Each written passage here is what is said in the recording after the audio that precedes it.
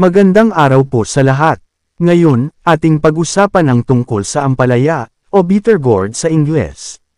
Ito ay isang masustansyang gulay na kilala sa mapait na lasa nito. Para sa mga gustong magtanim ng ampalaya, narito ang ilang hakbang. 1. Pagpili ng binhi, pumili ng dekalidad na binhi ng ampalaya mula sa mga pinagkakatiwalaang tindahan.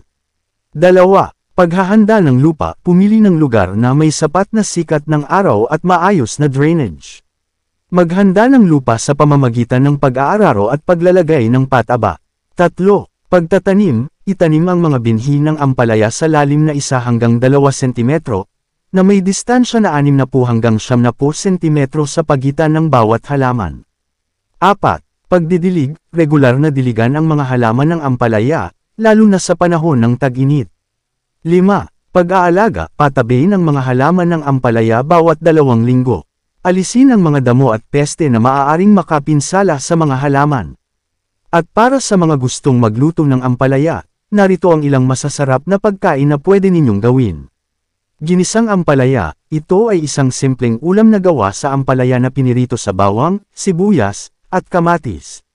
Maaaring idagdag ang karne o isda para mas masarap. Ampalaya con carne, ito ay isang ulam na gawa sa ampalaya na niluto sa karne ng baka, kamatis, sibuyas, at bawang. Atsarang ampalaya, ito ay isang masarap na atsara na gawa sa ampalaya na inatsara sa suka, bawang, sibuyas, at luya. Rellenong ampalaya, ito ay isang ulam na gawa sa ampalaya na pinupuno ng karne, isda, o gulay.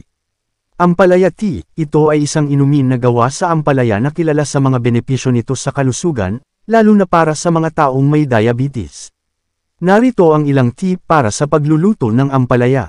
Pag-alis ng pait, para mabawasan ang pait ng ampalaya, maaari itong ibabad sa tubig na may asin sa loob ng 15 hanggang 30 minuto bago lutuin. Paglalagay ng tamang sangkap, ang paglalagay ng tamang sangkap, tulad ng bawang, sibuyas, kamatis, at pampalasa, ay makakatulong upang mapahusay ang lasa ng ampalaya. Pagluluto sa tamang paraan, ang pagluluto ng ampalaya sa tamang paraan ay mahalaga upang hindi ito maging masyadong matigas o malambot. Sa kabuuan, ang ampalaya ay isang masustansyang gulay na maaaring itanim at lutuin sa iba't ibang paraan. Sa pamamagitan ng pagsunod sa mga hakbang sa pagtatanim at pagluluto, maaari kang magkaroon ng masasarap at masustansyang ampalaya sa iyong mesa. Ngayon naman, ating pag-usapan kung bakit mapait ang ampalaya. Ang mapait na lasa nito ay dahil sa pagkakaroon ng charantin, isang compound na matatagpuan sa prutas nito. Ang charantin ay isang glycoside, isang uri ng kemikal na nagbibigay ng mapait na lasa sa maraming halaman. Ang mapait na lasa ng ampalaya ay isang likas na mekanismo ng depensa ng halaman laban sa mga peste at hayop. Ito ay nagsisilbing babala sa mga hayop na hindi masarap ang ampalaya kaya hindi nila ito kakainin. Ang ampalaya ay karaniwang tumutubo sa mga tropikal at subtropikal na rehiyon. Sa Pilipinas, ito ay matatagpuan sa halos lahat ng lugar, lalo na sa mga probinsya. Ang ampalaya ay maaaring itanim sa buong taon, ngunit mas mabilis ang paglaki nito sa mga buwan ng tag-ulan, Hunyo hanggang Nobyembre. Narito ang ilang karagdagang impormasyon. Ang ampalaya ay isang halamang baging na maaaring lumaki ng hanggang 5 metro ang taas. Ang mga prutas ng ampalaya ay karaniwang berde, ngunit mayroon ding mga varieties na dilaw o pula.